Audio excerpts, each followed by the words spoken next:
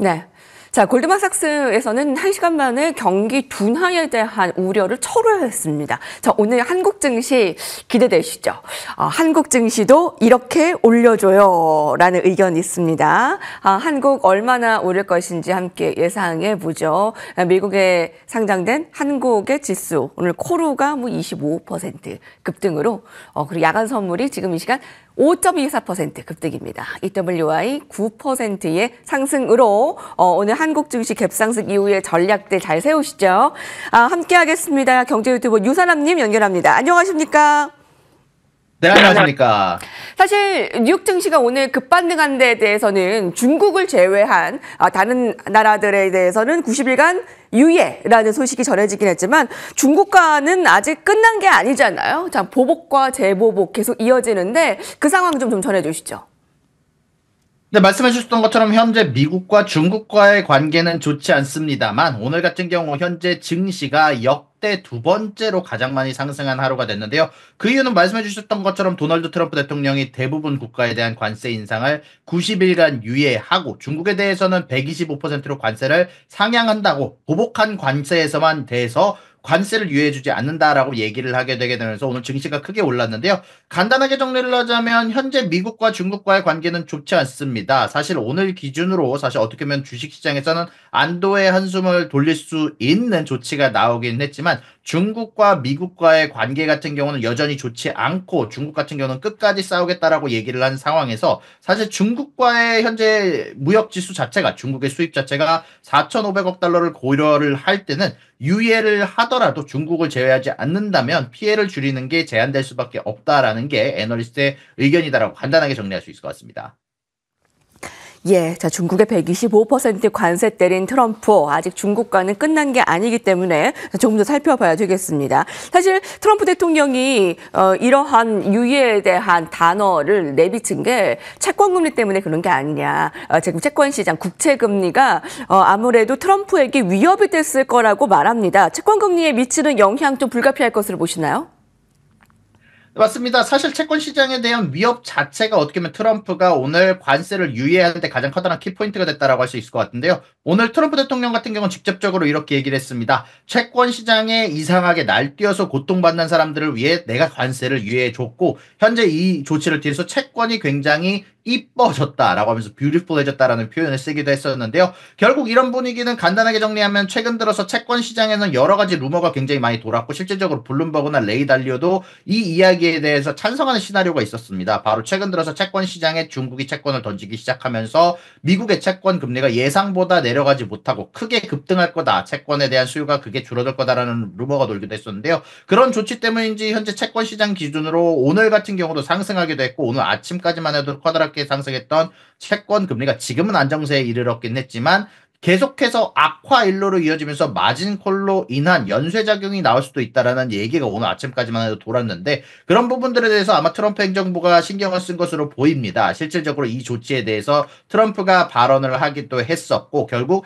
이런 악화 일로로 겨룰 수 있는 채권 시장에 대응하면서 오늘 관세를 유예했다라고 얘기를 할 수 있을 것 같습니다. 그럼에도 불구하고 이제 앞으로 이 채권 시장에 우리가 신경 써야 되는 이유가 있습니다. 트럼프 대통령은 실질적으로 채권 시장으로 인한 경기 침체가 나오는 것을 원하지 않는다라는 게 오늘 증명이 됐습니다. 채권 금리가 우려할 만큼 상승하게 된다면 연준의 조치를 기다리는 것이 아닌 자신의 관세 관련된 부분들에 대한 의지를 꺾을 수 있다라는 게 오늘 확정이 됐고요. 그래 인해서 오늘 주식시장이 크게 상승했다라고 할 수 있을 것 같습니다. 사실 어떻게 보면 중국에 대한 관세 유예가 주어지지 않으면서 어떻게 커다랗게 사실 상승할 수 있는 근거는 아니었다라고 생각을 합니다. 어떻게 보면 우리가 중국과의 미국이 중국과의 무역에서 4,500억 달러에 해당하는 수입을 만들어내고 있는데 결국 그런 부분들에 대해서 아직까지 사실 해결이 된 게 아니거든요. 그렇다면 오늘 여기에 대한 상승 근거는 조금 더 트럼프가 여태까지 뻣뻣하게 무조건 관세를 중장했다라는 거에 대해서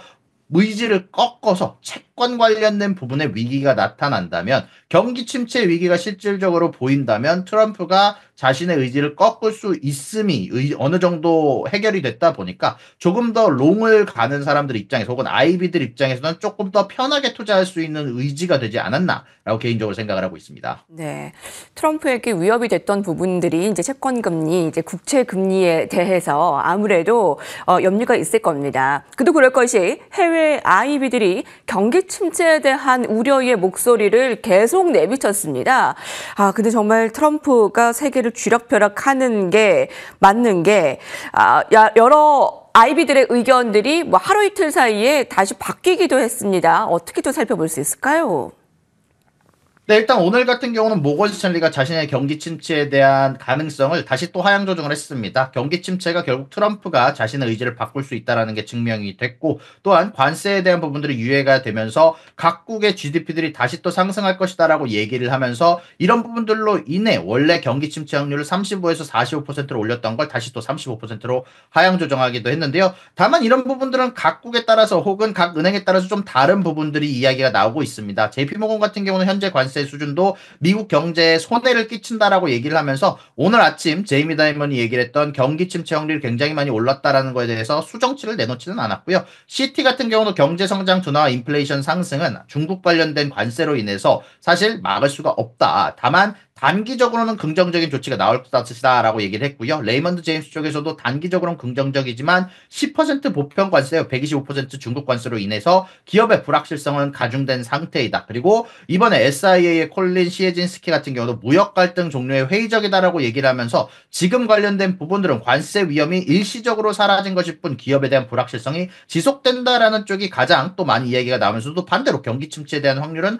크게 줄이는 모습들이 보여졌는데요. 일단 이런 부분들은 저는 이렇게 생각을 하기는 합니다. 분명히 사실 중국 관련된 관세 위협이 남아있어서 실질적으로 수치만 본다라고 한다면 중국의 수입에 커다랗게 의존하는 미국의 입장상 혹은 중국에 수출하는 기업들이 많은 미국의 입장상 사실 지금 당장 기준으로 경기 침체를 완벽하게 피했다라고 얘기를 하기는 또 어렵고, 또한 여기에 대해서 사실 중국과의 관세로 인해서 인플레이션 같은 경우는 내일 발표가 나겠지만 일단 내일 CPI 지표는 잘 나올 가능성이 높다라는 말 일단 간단하게 정리할 수 있을 것 같은데, 일단 이거를 제외를 하고도 인플레이션 관련된 우려가 사실 완벽하게 사라진 게 아니거든요. 그렇지만 이제 트럼프가 자신의 의지를 꺾을 수 있다라는 게 여태까지 나바로가 이야기했던 것처럼 관세를 계속해서 영구적으로 가져가는 게 아닌, 혹은 관세를 무조건 내일 당장 도입하는 게 아닌 채권 시장이나 경기 침체에 대한 우려가 나올 수 있다면 언제든지 자신의 의지가 꺾일 수 있다는 것. 경기 침체까지 트럼프가 바라지 않는다는 것이 증명이 됐기 때문에 개인적으로 생각했을 때는 오늘 일로 인해서 경기 침체 가능성은 굉장히 많이 떨어졌다라고 개인적으로 생각을 하고 있고요. 물론 이런 부분들이 사실 수치로 말하기에는 조금 아직 어려운 부분들이 있기 때문에 얘기를 하기는 어렵지만 아직은 조금 더 생각해 볼 만한 부분이 좀 있을 것 같습니다. 사실 오늘 FOMC 의사록도 나오지 않았습니까? 아직 그 물가 상승에 대한 우려감이 FOMC 의사록에서 보여졌습니다. 자, 오늘 하루 상승한 것에 대해서 너무 흥분해서는 안 될 것 같은데요. 자, 전략 세워주시고요. 오늘의 종목, 내일의 종목까지 말씀해 주시죠. 네, 현재 FOMC 관련된 이야기가 나오고 나서 사실 내일 같은 경우는 이제 CPI 관련된 데이터가 나올 것으로 예상이 되고 있습니다. 일단 내일 헤드라인 CPI는 상당히 낮게 나올 것으로 예측이 되고 있습니다. 특히 유가나 에너지 관련 부분들이 크게 떨어졌기 때문에 이런 부분들을 힘입어 인플레이션이 낮게 나올 것으로 예상이 되고 있고요. 그런 가운데 안에서 어쨌건 지금은 조금 더 롱 쪽으로 보시는 게 맞을 것 같습니다. 트럼프가 아까 말씀드렸던 것처럼 조금 더 유연하다라는 게 증명이 된 상황이고, 그런 가운데 안에서 채권에 관련해서 혹은 관세 관련해서는 조금 예전의 우려를 덮어둘 수 있기 때문에 오늘 같은 경우는 특히 반도체, 속슬 관련된 상승이 굉장히 눈에 띄었는데 아마 상승장을 조금 더 유지할 수 있을 것으로 보이고 있고요. 또한 이제 우리가 생각해봐야 될 부분은 베트남 관련된 관세를 좀 생각해봐야 될 것 같습니다. 오늘 베트남에 관련된 관세가 크게 급락하게 되게 되면서 베트남에서 생산을 할 거라 혹은 인도에서 생산할 거다라고 선언했던 애플의 입장상 이런 부분에 대한 수혜를 굉장히 크게 볼 것으로 보고 있기 때문에 개인적으로는 내일에 대한 종목은 애플로 생각할 수 있을 것 같다라고 하면서 여러분들에게 모든 소식을 정리할 수 있을 것 같습니다. 네, 경제 유튜버 유선남님 함께했습니다. 오늘 말씀 감사합니다. 수고하셨습니다. 네, 내일도 예고를 좀 해드릴게요. 관세 전쟁의 난타전 속에 기회 잡을 섹터 있다. 저희 강대강 미국과 중국의 대치 속에 그 섹터 어떤 것들이 가장 튀어오를 것인가 저희 집중 분석 내일 함께 해주시고요. 네, 뭐 세계 속에 뭐 주인공병 걸린 것 같다라는 트럼프 우리가 처음 겪는 거 아니잖아요. 여러분들과 같이 현명하게 대처해 나가도록 하겠습니다. 오늘도 성공 투자하십시오. 고맙습니다.